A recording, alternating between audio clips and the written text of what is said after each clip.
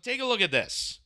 So Donald Trump on his Truth Social page made this statement. He says Justin Trudeau of Canada called me to ask what can be done about the tariffs.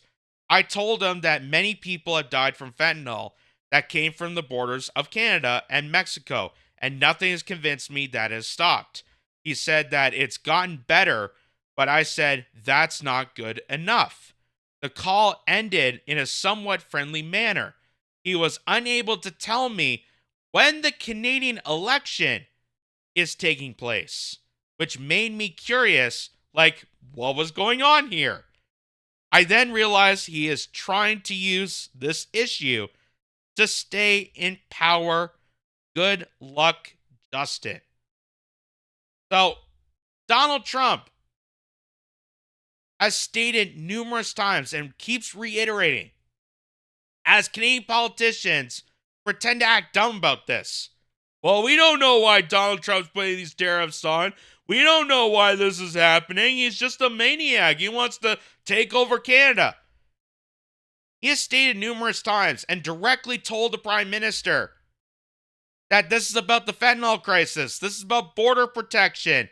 This is about securing the borders between Canada and the United States. Why? Because it's affecting his own people. And because he's the president of the United States and it's affecting Americans, yes, he's going to be intently aggressive to a neighboring country that's causing this dilemma. So Justin Trudeau knows about this. Justin Trudeau, the Liberal Party, people within Parliament, they all know about this. But they still continue. They still continue to act dumb. Why? Because he made that point there that they want this to maintain power. So he states in another statement here, for anyone who is interested, I also told Governor Justin Trudeau of Canada that he largely caused the problems we have with him because of his weak border policies, which allowed tremendous amounts of fentanyl and illegal aliens to pour into the United States. These policies are responsible for the death of many people. Again, just keeps reiterating this.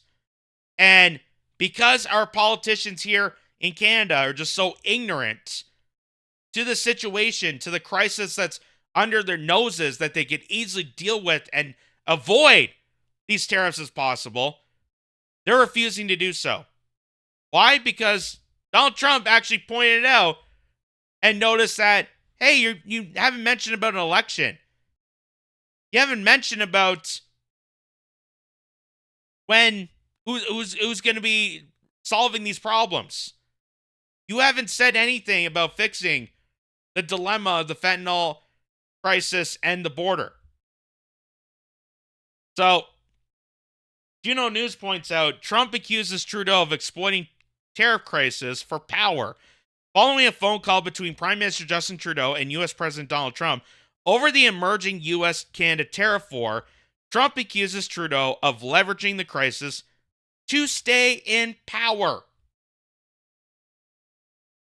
And considering all the actions that they're avoiding to make this as worse as possible, it's understandable why Trump would come to that conclusion. So, following a phone call between Prime Minister Justin Trudeau and U.S. President Donald Trump over the emerging U.S.-Canada tariff war, Trump accused Trudeau of leveraging the crisis to stay in power. Trump began his Wednesday post by saying he was unsatisfied with Canada's response to securing the U.S.-Canada border against illegal immigration and drug smuggling. Justin Trudeau of Canada called me to be done about the tariffs, blah, blah, blah. We already know about that. He continued saying that the call ended in a somewhat friendly manner, but he was left to questioning why Canada had yet to hold an election despite Trudeau's resignation announcement. Funny. A lot of Canadians, almost the entire country, asked the same question. If Justin Trudeau's out, where's the call for an election? Where's the call for the election? Because all we're seeing right now is them using this tariff war as leverage to coordinate someone like Mark Carney or Chrystia Freeland into that position and avoid an election, avoid democracy as possible, to maintain significant power over people. He was unable to tell me when the Canadian election is taking place, which made me curious, like, what was going on here? I then realized he is trying to use this issue to stay in power, Trump said. Good luck, Justin. Trump said he also told Trudeau's policies were largely to blame for the tariffs. I also told Governor Justin Trudeau of Canada, again, we already saw that, but he's not wrong. He's not wrong about this. Despite what people feel about Trump and your emotional carnage towards someone like Trump, he is dead on point with this. And after all the reports that we have covered, all the stories that we have exposed here on this channel about the human trafficking, about the corruption, about the scandals, about the fentanyl dilemma that is affecting this entire nation, the super lab that they busted was what was it, over 95 million lethal doses of fentanyl that were being exported by Canada. How the RCMP have been told to avoid this because our government is massively corrupted into these institutions. Yes, we are to blame. We are to blame. And this is coming from someone who deeply wants to help Canada and defends Canada. I'm a proud Canadian. But even as a proud Canadian, we have to look at our flaws. We have to look at our huge gaping holes that's causing this to start with. And so many people try to avoid that. They try to avoid it as much as possible, whether it be for political points and leverage, whether just being the fact that they're ignorant or incompetent, or maybe they're just brain dead because the mainstream media refuses to tell people about this. Refuses to tell people about the fentanyl crisis. They still want you to believe that's only 1%. It's only 1%. When you have 95 million lethal doses in one laboratory, that's not 1%. That's a huge problem. That's a huge catastrophic problem. So why would Trump go through these crazy renditions of thinking that Canada was avoiding an election? Well, it turns out they're trying to. So here's drunk as a skunk. Elizabeth May confirms discussions with the Liberal and NDP to join forces to prevent a single party from forming a majority with 100% power with less than 50% of public support. So the Green Party, the Liberal Party, and the NDP are all aligning to join forces to avoid and prevent a possible Pierre Poilievre conservative majority mandate. As they're telling you and lecturing you about the importance of democracy, as they're lecturing you about how we got to send more money to Ukraine to defend their democracy. You know, the country that avoids having opposition parties, completely cuts out elections. Here we have our politicians doing the exact same thing because they know their time is up. They know that they lost this battle. They know that their incompetence caused the erosion of this country. And they know that Pierre Poilievre has a shot, has a clear choice to becoming an official majority mandate. So now everybody from the other side want to avoid that because they tried everything to call Pierre Poilievre a Trumper, a maple syrup MAGA influencer, as Chrystia Freeland would like to say. They've tried everything. They tried everything. And look, Pierre Poilievre is not exactly a perfect, wonderful human being. We've exposed the flaws numerous times before. But there's far bigger flaws with people like Elizabeth May. And that is why she's coordinating with the rest of the establishment here to prevent democracy in Canada. Listen to this. We have been in conversation with different levels of insiders within the Liberal Party, the New Democratic Party. We've talked to colleagues in Parliament. What kind of interest would there be in listening to the voices of Canadians, like the grassroots group that has sprung up of Cooperate for Canada, who want to see parties sit down and talk to each other about how we can potentially cooperate across this country and be able to have that common resolve that survives an election. Be able to envision a parliament that functions well together, taking on the threats that Canada faces. To do that, we wanted to make this press conference today a public commitment to being willing to talk to other parties, to talk about what it takes in a perverse first past the post voting system to remind Canadians that we don't elect a prime minister in this country. We elect a parliament. There are currently 5 parties in the House of Commons, and if we were to find a way to cooperate, we could ensure at least that neither one of the big parties gets a false majority with 100% of the power with less than 50% of public support. So the best way to do that is to make sure all these 5 different political parties operate under the same agenda. That's cooperation. That's democracy for you.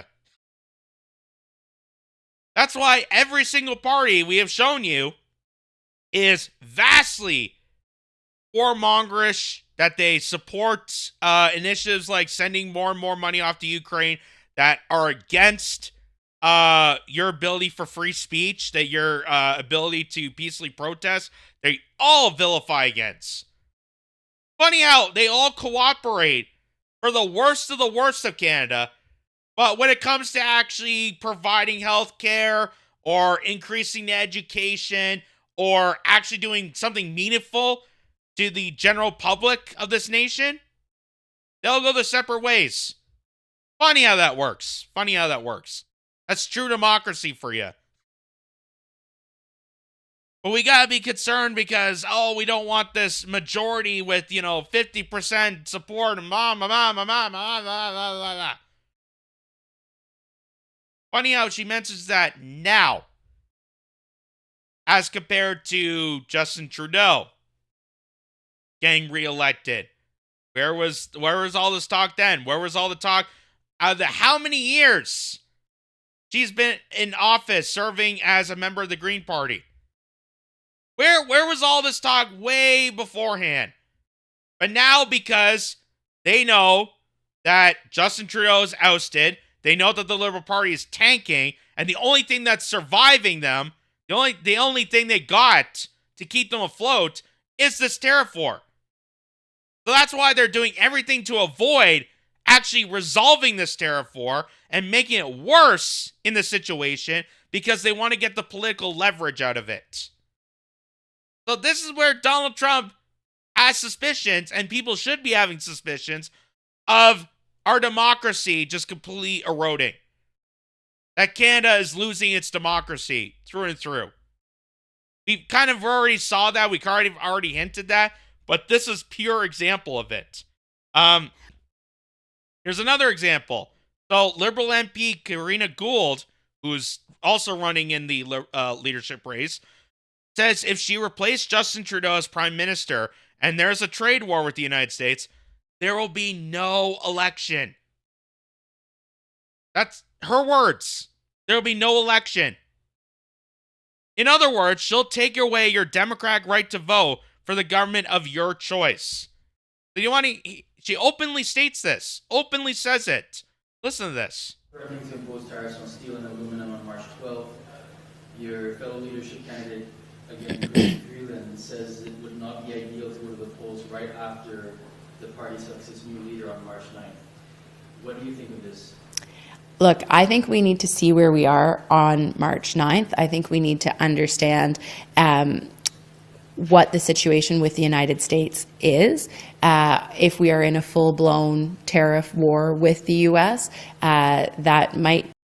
By the way, I should add in context that March 9th It's the supposed day when they decide who's going to be the leader of the Liberal Party. That is the official date of that.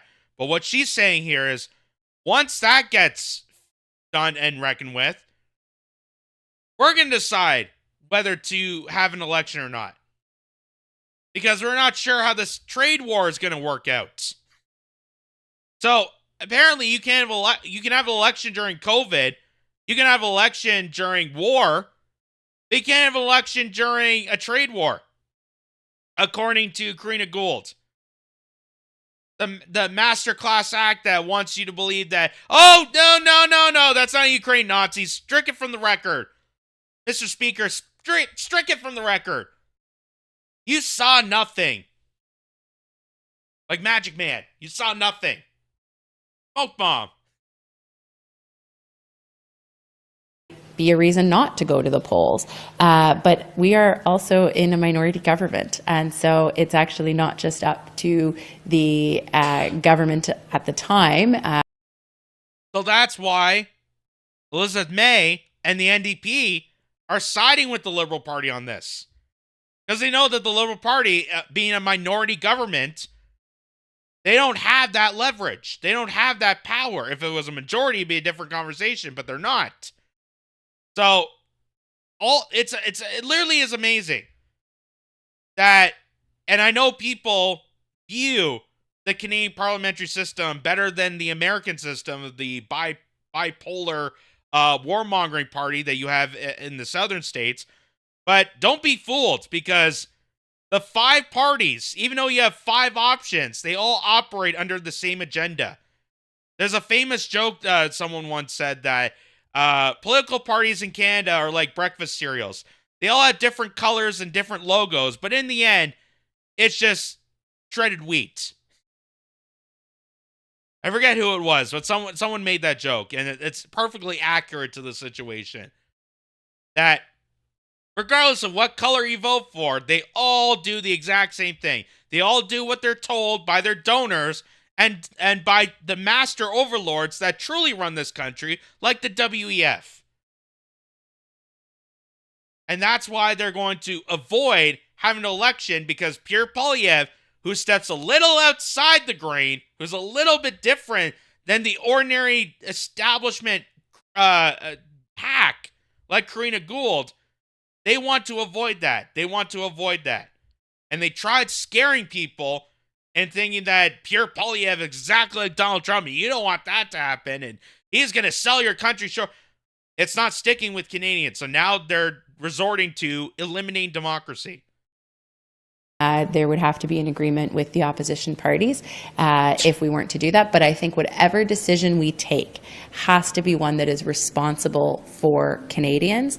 And one of the things I can say is that, in Ontario, the Premier has decided to call an election at a time where, his energy might be better spent defending Ontario's interests. And so I think Canadians will judge us as to what we decide to do, both as the governing party or as opposition parties, depending on where we are with Donald Trump and the threat to our economy.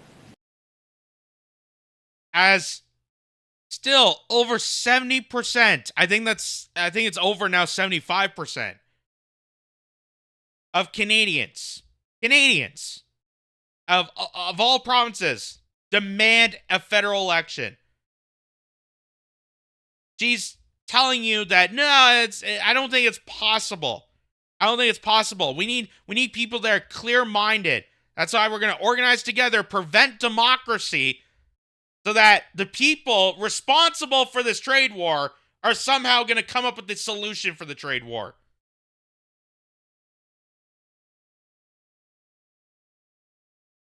And sadly, there's people that will eat this up, because that's what the TV tells them. That's what mainstream media tells them. That's what the establishment, that's what the status quo tells you. That, no, this is not the time for democracy. Justin Trudeau called a snap election in the middle of a COVID pandemic. That was okay, but this isn't. How about when they had elections during World War II in active combat? People voted then, but no, a trade war We can't do democracy. We can't get people to the ballots because that's too much. That's too much for people. Here's Chrystia Freeland saying the exact same thing. Chrystia Freeland admits she has no intention to call an election if she becomes prime minister, but she will make Mark Carney her finance minister and govern Canada through this so-called economic crisis. And here she is, playing dress up, posing as an ordinary citizen or an ordinary worker when she is an aristocrat billionaire. She is deeply invested in the WEF. She wrote biographies on George Soros, for God's sakes. And now she's playing, little dress up. Oh, look at me. I'm just like an average Canadian, and an average Canadian wouldn't want to vote. So listen to this. I intend to win on Sunday, and when I win, I will invite Mark to serve as finance minister in my government. I think we'll make a great team. I think right now we need a prime minister who has a seat in the House of Commons, who can lead. I think they would make an excellent team, like the Legion of Doom. Someone who has the ability to freeze bank accounts of Canadians, and the guy who is responsible for the crumbling of the Canadian economy. I can think of no better partnership, folks. It's evil, it's corrupted. We know that's going to destroy this nation, but hey, they're like two peas of the pod. A government that has the political legitimacy to fight this tariff war, and someone who has experience as a political decision maker in a crisis, someone who has the experience and the plan and the guts to stand up for Canada in this critical moment. That is, I am the leader who is uniquely qualified to fight for us right now. I am uniquely qualified to deal with a crisis. Like when the Freedom Convoy demanded peacefully protesting against these horrific mandates, instead of actually acknowledging them and talking to them and reasoning to the truckers, I decided, hey, I'm going to go around them, talk to the big federal banks, and freeze and eliminate their bank accounts and anyone that contributed. And then call them a bunch of Nazis and white supremacists and freedom haters and a bunch of anti-vax thugs. That kind of experience to deal with a crisis. Which if that's the case, oh my God, you're the last person I would want to deal with this. But her and Mark Carney will make an excellent team in the further destruction of this country. That's what I'm hearing about this. And that's why we can't have an election. Because, we're in a situation. And I have experience to deal with this. A woman with penmanship that is absolutely terrible. Kindergartners can do a better job writing notes than she did. But she wants you to believe that she's good for the job of going after Donald Trump in a tariff war. I stepped down from the government on December 16th. In my resignation letter, I explained that the threat from Donald Trump was existential, that we needed to focus all of our attention on that threat, that we could not afford to spend money on anything else. I have sadly been proven right. And I also committed to my constituents, to all Liberals and to all Canadians, that come what may, I'll run in the next election. Thank you. Oh my God. Yes, the ill-famous resignation letter. I warned Justin Trudeau that Donald Trump was going to make threats. I warned you, and I was proven right. That makes me super duper qualified for this job. The reason that she resigned specifically on that day was the day that she was supposed to deliver the fall economic report to tell Canadians that her and Justin Trudeau have tripled the amount of debt. That's why she resigned. That's why she specifically picked that day. Because she didn't want to be held responsible for the mishandling and for the incompetency that Justin Trudeau has given to this country. That's what happened.